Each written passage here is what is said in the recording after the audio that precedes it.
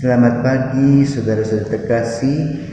Sampai berjumpa lagi dalam Siap Saji edisi Sabtu tanggal 20 Juni 2020 dalam perayaan Hati Tersuci Bunda Maria. Mari kita berdoa. Silakan Robert berdoa. Marilah kita berdoa. Dalam nama Bapa dan Putra dan Roh Kudus. Amin. Ya Allah Bapa yang Maha Kuasa, Bapa, Putra dan Roh Kudus, pada pagi hari ini kami mengucapkan syukur dan berterima kasih kepada Dikau karena atas perlindungan-Mu dari istirahat malam kami hingga pada pagi hari ini. Ya Bapa dalam surga, pada kali ini kami telah berkumpul di tempat ini hendak mendengarkan renungan yang akan disampaikan oleh Romo Hadi. Kiranya apa yang disampaikan oleh Romo dapat kami cermati dengan baik dan dapat kami laksanakan dalam kehidupan kami sehari-hari. Nama yang kudus tetap kami puji, kini dan sepanjang segala masa. Amin. Dalam nama Bapa dan Putra dan Roh Kudus. Amin. Tuhan bersamamu Dan bersama rohmu. Inilah Injil Yesus Kristus menurut Lukas. Dimuliakanlah Tuhan. Amin. Tiap-tiap tahun pada hari raya Paskah orang tua Yesus pergi ke Yerusalem. Ketika Yesus telah berumur 12 tahun, pergilah mereka ke Yerusalem seperti yang lazim pada hari raya itu. Seusai hari-hari peran itu, ketika mereka berjalan pulang, tinggallah Yesus di Yerusalem tanpa diketahui orang tuanya. Karena mereka menyangka bahwa Yesus ada di antara orang-orang seperjalanan mereka. Berjalanlah mereka sehari perjalanan jauhnya, lalu baru mencari dia di antara kaum keluarga dan kenalan. Karena tidak menemukan dia, kembalilah orang tua Yesus ke Yerusalem sambil terus mencari dia. Sesudah 3 hari mereka menemukan Yesus dalam bait Allah. Ia sedang duduk di tengah-tengah alim ulama sambil mendengarkan mereka dan mengajukan pertanyaan-pertanyaan kepada mereka. Semua orang yang mendengar dia sangat heran akan kecerdasan dan segala jawab yang diberikannya. Ketika Maria dan Yusuf melihat dia, tercenganglah mereka. Lalu kata ibunya kepadanya, "Nak, mengapakah engkau berbuat demikian terhadap kami? Lihatlah bapamu dan aku dengan cemas mencari engkau." Jawab Yesus kepada mereka, "Mengapa kamu mencari aku? Tidakkah kamu tahu bahwa aku harus berada di dalam rumah Bapakku?" Tetapi mereka tidak mengerti apa yang dikatakan Yesus kepada mereka. Lalu Yesus pulang bersama-sama mereka ke Nazaret, dan ia tetap hidup dalam asuhan mereka.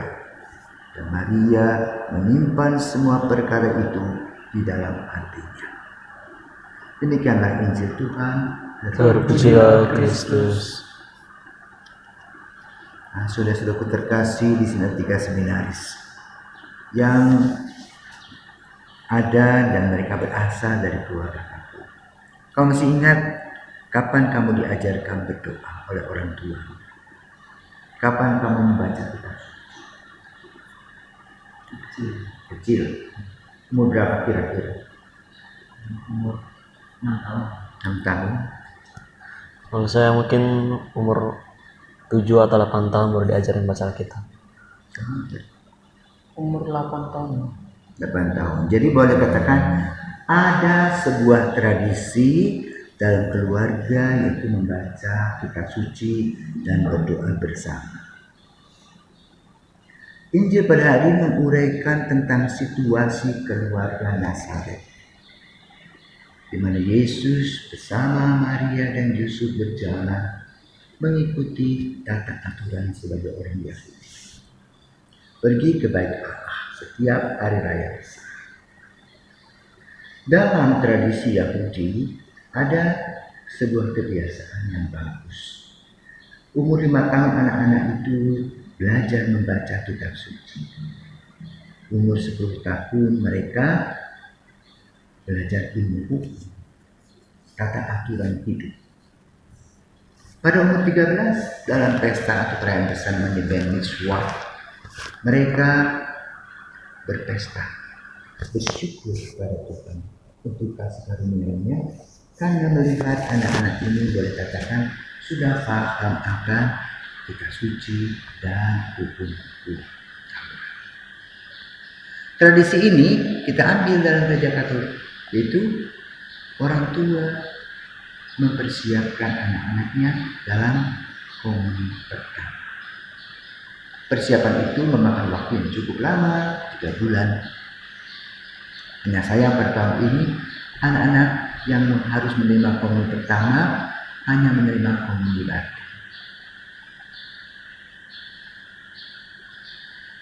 Dalam kehidupan keluarga Nazaret, Yesus berumur 12 tahun ketika dia tinggal di Bait Allah. Dia tentu mempunyai mimpi ke depan, sama seperti kalian punya mimpi.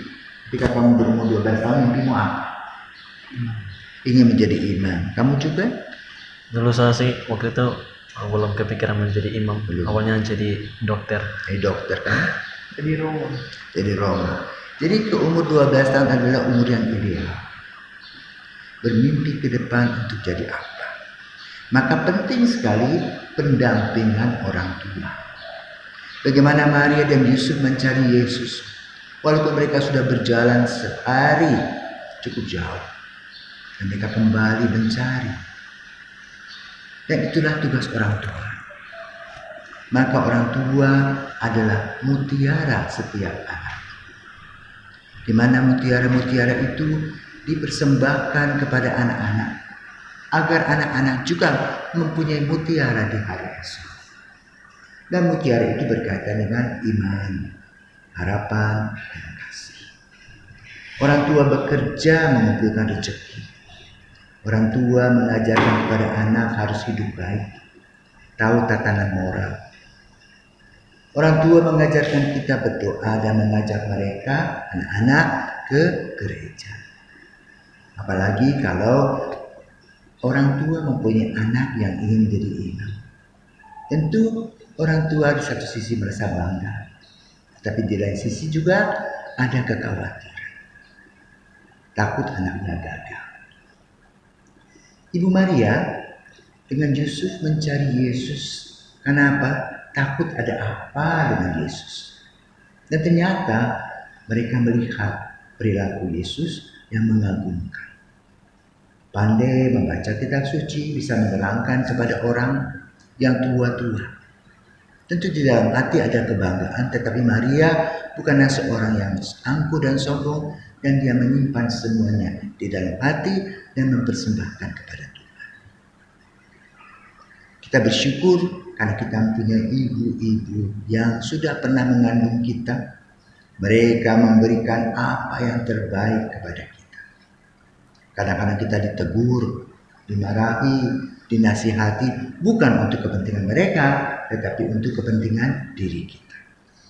Hanya ketika anak-anak memasuki masa remaja akil balik seperti saat ini, libur panjang, sekolah dengan sistem daring, orang tua berperan ganda pusing, harus masak, harus memikirkan keuangan, juga harus mendampingi mereka belajar.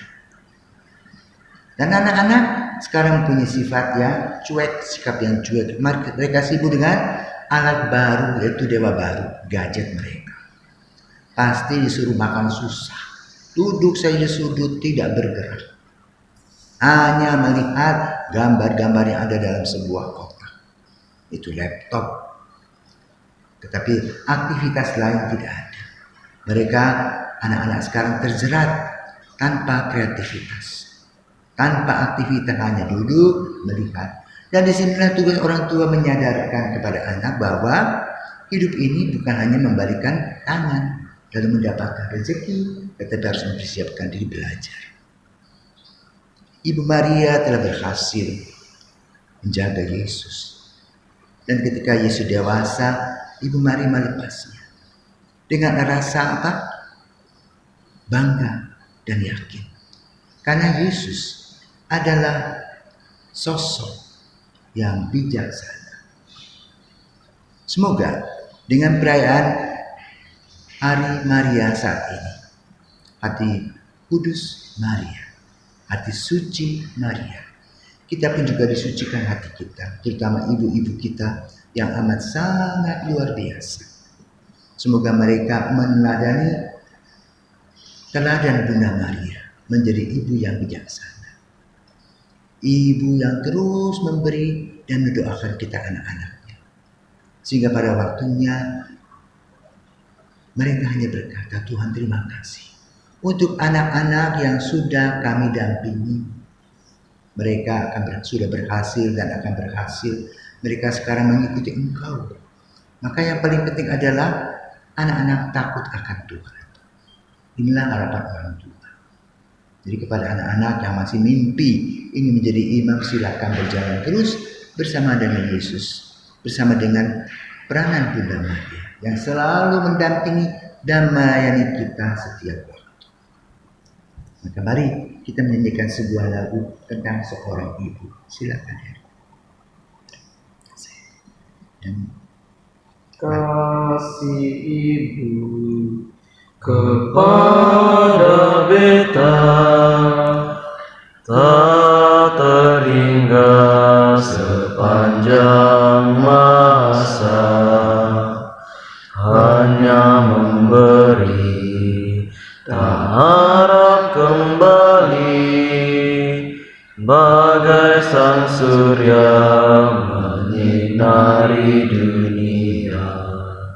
Salam Maria, penuh Rahmat Tuhan sertamu, terpujilah engkau di antara wanita, dan terpujilah buah tubuhmu Yesus. Santa Maria Bunda Allah, doakanlah kami yang berdosa ini, sekarang dan waktu kami mati. Amin.